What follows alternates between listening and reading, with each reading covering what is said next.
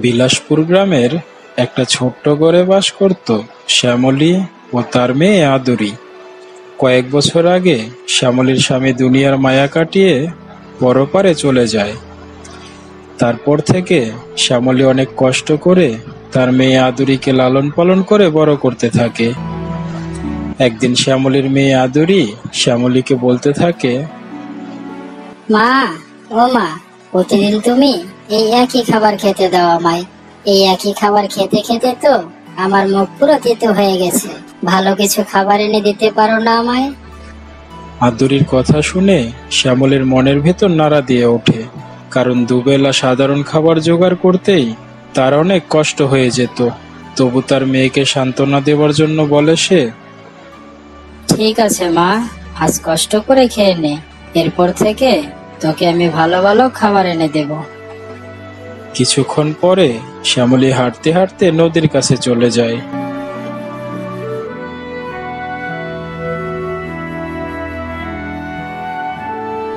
নদী থেকে একটু পানি পান করে, তারপর একটা বড় গাছের নিচে যেয়ে দাঁড়ায়। আর শ্যামলীর মনে হঠাৎ করে তার স্বামীর কথা মনে পড়ে। আদুরির আব্বু, তুমি কোথায় চলে গেলে আমাকে একা ছেড়ে? আমি যে আজ বড় একা হয়ে গেছি। তোমার মেয়েকে ভালো করে লালন পালন করতে পারছি না আমি। তোমার মেয়ে আজ আমার কাছে ভালো ভালো খাবার চায়। আমি কোথা থেকে দেব তাকে ভালো ভালো খাবার? শ্যামলী এসব কথা বলতে বলতে কাঁদতে থাকে। তার সামনেই ছিল একটা গোলাপ ফুলের গাছ। শ্যামলীর চোখ থেকে কয়েক ফোঁটা পানি যেয়ে পড়ে সেই গোলাপ গাছের উপর।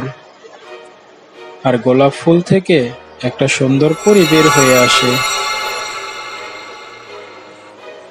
শ্যামলী, তোমাকে অনেক ধন্যবাদ। আজ তোমার কারণে আমি অনেক বছর পরে এই গোলাপ ফুল থেকে মুক্ত হতে পারলাম। আসলে অনেক বছর আগে এক জাদুকর আমাকে এই ফুলের ভিতর বন্দি করে রেখেছিল।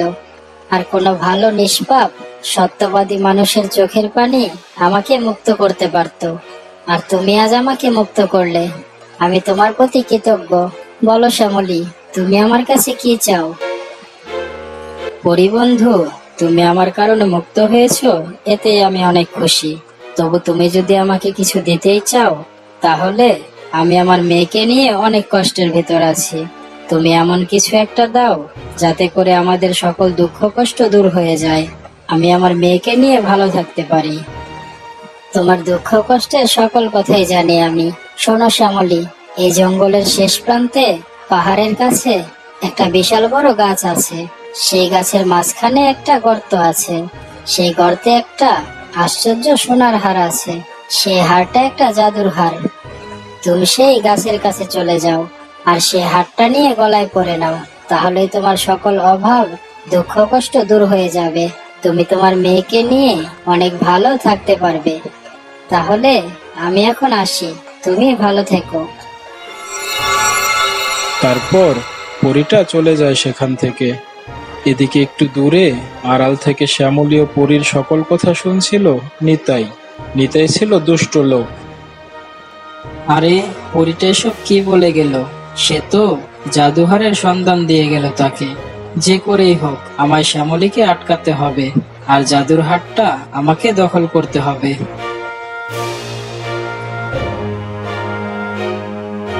শ্যামলী বোন, তুমি এখানে? আর আমি কখন থেকে তোমাকে খুঁজে বেড়াচ্ছি। কেন নিতাই ভাই, কি হয়েছে? শ্যামলী বোন, আমার বউ জমেলা অনেক অসুস্থ হয়ে পড়েছে। তুমি একটু আমার সাথে এসো। তোমাকে রেখে আমি ডাক্তারের কাছে যাব, ডাক্তারকে নিয়ে আসতে। শ্যামলী নিতাইয়ের সাথে নিতাইয়ের বাসায় চলে যায়।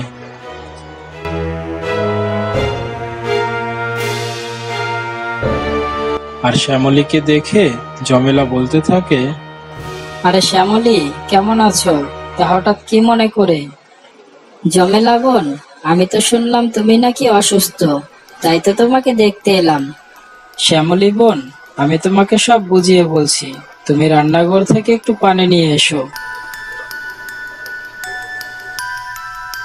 শ্যামলী তখন রান্নাঘরে চলে যায় পানি আনতে। আর নিতাই রান্নাঘরের দরজা বাহির থেকে বন্ধ করে দেয়।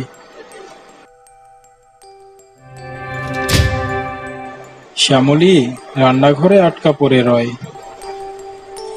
তারপর নিতাই জমেলাকে সব ঘটনা খুলে বলে।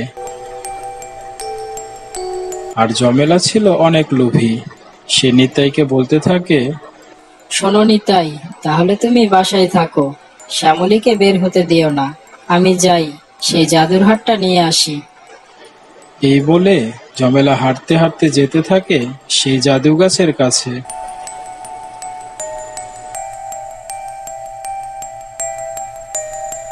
আর এদিকে নিতাই আরামে শুয়ে ঘুমিয়ে পড়ে। কিছুক্ষণ পরে জমেলা পৌঁছে যায় সেই জাদু গাছের কাছে। আর গাছের ভিতর গর্তে সেই হাড়টা খুঁজতে থাকে, কিন্তু জমেলা কোনো হাড় খুঁজে পায় না। তখন সে গাছের সামনে এসে বসে। আর গাছ তখন জমেলাকে বলতে থাকে, কি হয়েছে তোমার? তুমি কি কিছু খুঁজছো নাকি? হ্যাঁ গাছ, আমি জাদুর হারকে খুঁজছি। তুমি কি জানো সেই হার কোথায় আছে? হ্যাঁ, অবশ্যই জানি, কিন্তু আমার দুইটা কথা মন দিয়ে শোনো। তুমি যদি কখনো মিথ্যা কথা বলে থাকো বা তোমার ভেতর যদি কোনো লোভ লালসা থেকে থাকে, তাহলে তুমি এই হার পড়তে পারবে না। না না গাছ, আমি কখনো মিথ্যা কথা বলিনি, আর আমার ভেতর কোনো লোভ লালসা নেই। তুমি আমাকে সেই জাদুর হারটা এনে দাও না। ঠিক আছে, এই নাও সেই জাদুর হার।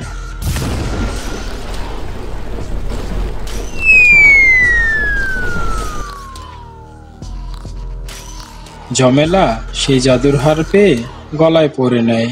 আর সে সঙ্গে সঙ্গে একটা পাথরে পরিণত হয়। শোনো, আমি তোমাকে আগেই বলেছিলাম যে তুমি কখনো মিথ্যা কথা বলেছো কিনা বা তোমার ভেতর লোভ লালসা আছে কিনা। তুমি না বলেছিলে, কিন্তু এই দুটোই তোমার ভেতর আছে। আজ থেকে তুমি পাথর হয়ে গেলে, আর সারা জীবন তুমি পাথর হয়েই থাকবে। এদিকে শ্যামলী রান্নাঘরে বন্দি থেকে চিৎকার শুরু করে। কে আছো? আমাকে বাঁচাও, আমাকে মুক্ত করো। এই মিথ্যেবাদী নিতাই আমাকে বন্দি করে রেখেছে। আমাকে বাঁচাও কেউ, আমাকে মুক্ত করো। পাশ দিয়ে যাচ্ছিল বাবু নামের একটা লোক। সে শ্যামলীর চিৎকার শুনতে পায়। সে যেয়ে শ্যামলীকে মুক্ত করে দেয়। তারপর শ্যামলী সব কথা খুলে বলে বাবুকে। আর বাবু শ্যামলীকে নিয়ে চলে যায় সেই গাছের সামনে।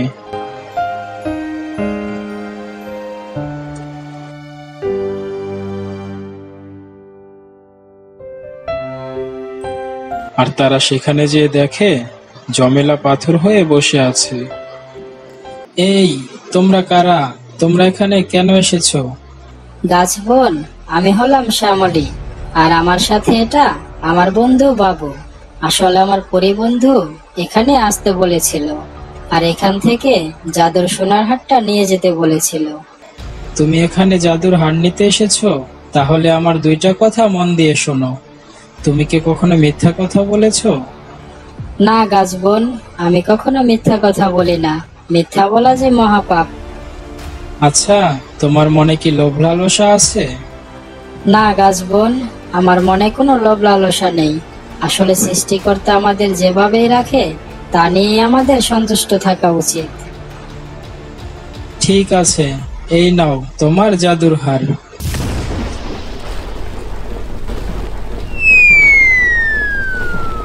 শ্যামলী জাদুর হার পেয়ে অনেক খুশি হয়।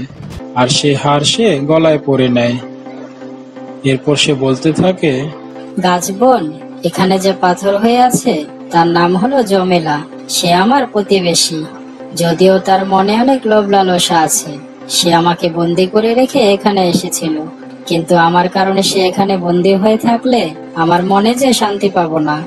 যদি সম্ভব হয় আমার দিকে তাকিয়ে তাকে ক্ষমা করে দাও, তাকে ভালো হবার একটা সুযোগ দাও। সে যে অন্যায় করেছে সে ক্ষমা পাবার যোগ্য না, কিন্তু শুধু তোমার কথায় এবারের মতো তাকে ক্ষমা করে দিলাম।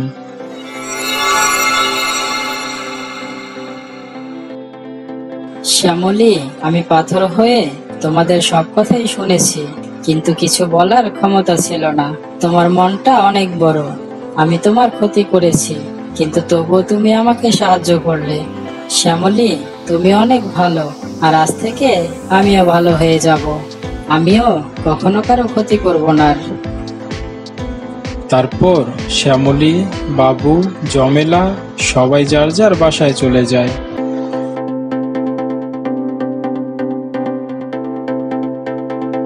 আর জাদুর হার পেয়ে শ্যামলীর সব অভাব, দুঃখ কষ্ট দূর হয়ে যায়। সে তার মেয়ে আদুরিকে নিয়ে অনেক ভালো থাকতে থাকে। তার মেয়েকে অনেক ভালো ভালো খাবার খাওয়াতে পারে। তার আর কোনো অভাব, দুঃখ কষ্ট থাকে না।